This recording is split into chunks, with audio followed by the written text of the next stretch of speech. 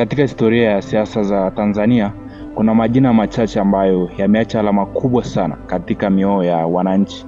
Moja ya majina hayo ni la John Pombe Magufuli, kiongozi ambaye alijulikana kwa msimamo wake mkali, uamuzi wa haraka na mapambano dhidi ya rushwa. Kwa baadhi ya watu alikuwa shujaa wa wanyonge. Kwa wengine alikuwa kiongozi mkali asiyeogopa kufanya maamuzi magumu. Lakini jambo moja ambalo karibu kila mtu anakubaliana nalo ni kwamba Magufuli alikuwa rais aliyebadilisha namna ya uongozi nchini Tanzania. Hii ni simulizi ya maisha yake, kuanzia utoto wake wa kijijini, safari yake ya elimu, kuingia kwenye siasa, jinsi alivyokuwa rais wa Tanzania, hadi siku ambayo taifa lilipokea habari ya kifo chake iliyotangaza huzuni kubwa nchini. John Pombe Magufuli alizaliwa tarehe 29 Oktoba mwaka 1959 katika kijiji cha Chato kilichopo mkoani Geita, Tanzania. Alitoka katika familia ya kawaida ya wakulima na wafugaji. Mtoto wake haukuwa wa maisha ya anasa.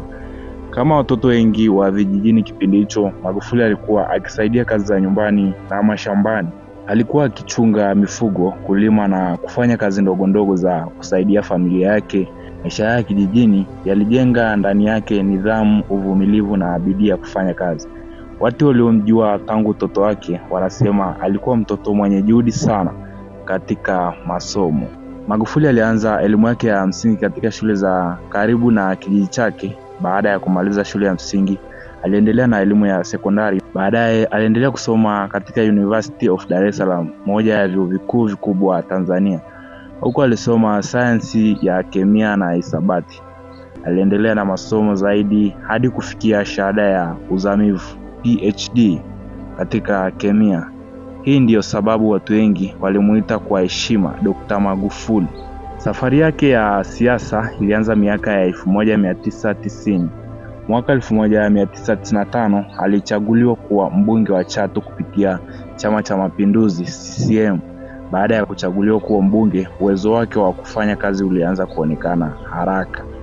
Rais wa wakati huo alikuwa Benjamin Mkapa, alimpa nafasi katika serikali. Magufuli aliwahi kushika nafasi kadhaa muhimu serikalini: naibu waziri wa ujenzi, waziri wa ujenzi, waziri wa ardhi, waziri wa mifugo na uvuvi. Lakini nafasi iliyompa umaarufu mkubwa ilikuwa waziri wa ujenzi. Akiwa waziri wa ujenzi, Magufuli alipata jina maarufu sana la bulldozer. Alipewa jina hilo kwa sababu ya uwezo wake wa kusimamia miradi kwa kasi kubwa na kuwajibisha watendaji waliokuwa hawafanyi kazi vizuri. Alipenda kufanya ziara za kushtukiza kwenye miradi. Wakati mwingine alifika kwenye maeneo ya ujenzi bila taarifa, akitaka kuona kazi zinafanyika kwa ubora unaotakiwa. Wananchi wengi walianza kumuona kama kiongozi anayependa kazi na asiyevumilia uzembe. Mwaka 2015, chama cha CCM kilimteua Magufuli kugombea urais wa Tanzania. Katika uchaguzi huo alishindana na mgombea wa upinzani Edward Lowassa. Uchaguzi huo ulikuwa mkali sana na ulifuatiliwa na Watanzania wengi. Hatimaye Magufuli alishinda uchaguzi huo na kuwa rais wa 5 wa Tanzania. Aliapishwa rasmi tarehe 5 Novemba mwaka 2015 katika uwanja wa Uhuru Stadium. Mara tu baada ya kuingia madarakani, Magufuli alianza kufanya maamuzi ambayo yalivutia watu wengi. Moja ya maamuzi yake ya kwanza ilikuwa kupunguza matumizi ya serikali. Alifuta baadhi ya sherehe za kitaifa na kuagiza fedha hizo zielekezwe kwenye huduma za jamii kama hospitali. Hatua hii iliwafanya wananchi wengi kumuona kama rais anayejali matumizi ya fedha za umma. Moja ya mambo yaliyomtambulisha sana Magufuli ilikuwa vita dhidi ya rushwa. Alisisitiza sana uwajibikaji serikalini. Watumishi wa serikali waliokuwa hawafanyi kazi pasavyo waliwajibishwa. Alipenda kusema, hapa kazi tu. Kila mmoja anahitaji umeme hapa. Ukiwauliza wananchi wa Kinyerezi hapa, kila mmoja anahitaji umeme. Lakini inawezekana wengine wanashindwa kuvuta umeme kwa sababu ya bei ya juu. Anahitaji kupikia gesi, anahitaji kupikia umeme, anahitaji akae pale au afunge vifaa vyake kwa umeme, lakini bei ya chini haipatikani. Lakini kila kitu tunacho. Kwa hiyo mjipange vizuri ndugu zangu wa Wizara ya Nishati, nendeni kwa spidi hiyo ya hapa kazi tu. Kauli hiyo ikawa kauli mbiu ya serikali yake. Katika kipindi cha uongozi wake, Tanzania ilianza miradi kadhaa mikubwa ya maendeleo. Moja ya miradi hiyo ni reli ya kisasa ya Standard Gauge Railway Tanzania, mradi wa umeme wa Julius Nyerere Hydropower Project, ujenzi wa barabara na madaraja mengi nchini. Miradi hii ilikusudiwa kukuza uchumi wa Tanzania kwa muda mrefu. Mwaka 2020 Magufuli aligombea tena urais. Katika uchaguzi huo alitangazwa mshindi na kuanza muhula wake wa pili kama rais wa Tanzania. Alikula kiapo tena tarehe 5 Novemba 2020. Nirudishie change yangu bwana. Nirudishie change yangu. Wewe usikamande bwana. Unaweka nyingi sana. Haya, chukua mahindi na wengine wale huko kwenye magari. Anza kujumulisha kwenye magari huko na wapa na maskari wangu. Haya, na wewe leta mahindi yako binti. Mwaka 2021 Magufuli alianza kutoonekana hadharani kwa muda. Hali hii ilisababisha uvumi mwingi kuenea miongoni mwa wananchi. Watu wengi walikuwa na maswali kuhusu afya yake. Tarehe 17 Machi mwaka 2021, taifa la Tanzania lilipokea habari nzito sana. Makamu wa rais wa wakati huo, Samia Suluhu Hassan, alitangaza rasmi kifo cha John Pombe Magufuli kupitia televisheni ya taifa. Ndugu wananchi, kwa masikitiko makubwa nawajulisha kuwa leo tarehe 17 Machi mwaka huu 2021, majira ya saa 12 jioni, tumempoteza kiongozi wetu shupavu, Rais wa Jamhuri ya Muungano wa Tanzania, Mheshimiwa Dr. John Pombe Joseph Magufuli, ambaye amefariki kwa maradhi ya moyo katika hospitali ya Mzena jijini Dar es Salaam alipokuwa akipatiwa matibabu.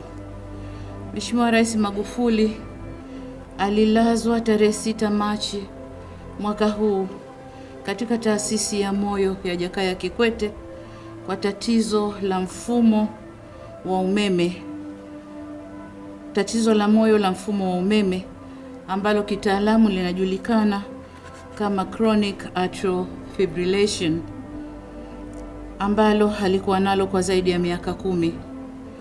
Aliruhusiwa tarehe 7 Machi mwaka huu na kuendelea na majukumu yake. Tarehe 14 Machi mwaka huu alijisikia vibaya na akakimbizwa hospitali ya Mzena, ambapo aliendelea na matibabu chini ya uangalizi wa madaktari na wauguzi wa taasisi ya moyo ya Jakaya Kikwete hadi umauti ulipomkuta. Mipango ya mazishi inafanywa na mtajulishwa. Alisema rais huyo alikuwa amefariki kutokana na tatizo la moyo. Habari hiyo iliwashtua Watanzania wengi.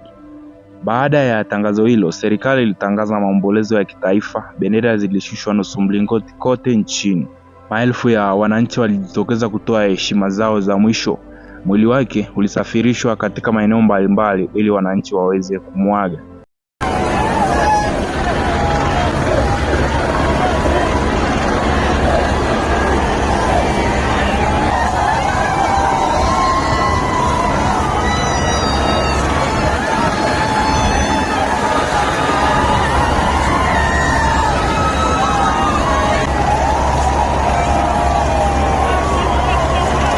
Alizikwa katika kijiji chake cha Chato. Baada ya kifo chake, kulingana na katiba ya Tanzania, makamu wa rais Samia Suluhu Hassan aliapishwa kuwa rais wa 6 wa Tanzania. Hii ilikuwa mara ya kwanza katika historia ya Tanzania mwanamke kuwa rais. Maisha ya John Pombe Magufuli ni simulizi ya mtu aliyepitia maisha ya kawaida ya kijijini na kufikia nafasi ya juu kabisa ya uongozi nchini Tanzania. Kwa baadhi ya watu alikuwa kiongozi jasiri aliyepigania maslahi ya taifa. Kwa wengine alikuwa kiongozi mwenye maamuzi magumu.